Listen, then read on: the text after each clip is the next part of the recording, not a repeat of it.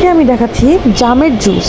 আর জামের জুস বানাইতে আমি এখানে কিছু জাম নিয়েছি, আর এই জামগুলো আনা হয়েছিল আমার নানু বাসা থেকে। অ্যান্ড জামের থেকে বিচিগুলো ছাড়িয়ে জামটা আমি ব্লেন্ডারের ভিতর দিয়ে দিব।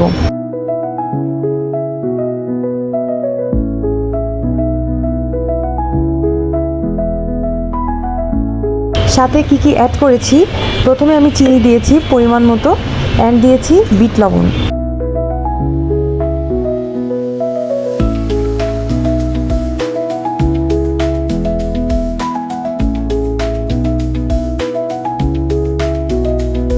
অ্যান্ড দিয়েছি পরিমাণ মতো পানি,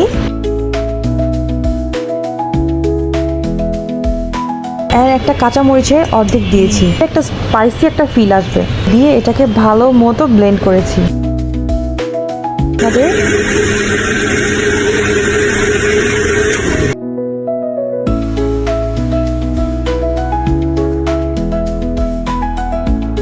জামের জুস খেতে আমার অনেক ভালো লাগে। পার্সোনালি জামের জুস আমি অনেক লাইক করি, অ্যান্ড আমি প্রায়ই বাইরে থেকে কিনে খাই।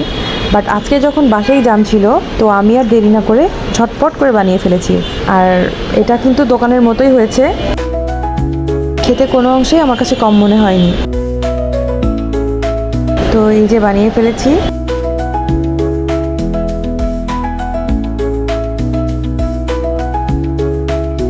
আর এইটাই ছিল আজকের আমার জামের রেসিপি। তো আমি এখন খাচ্ছি।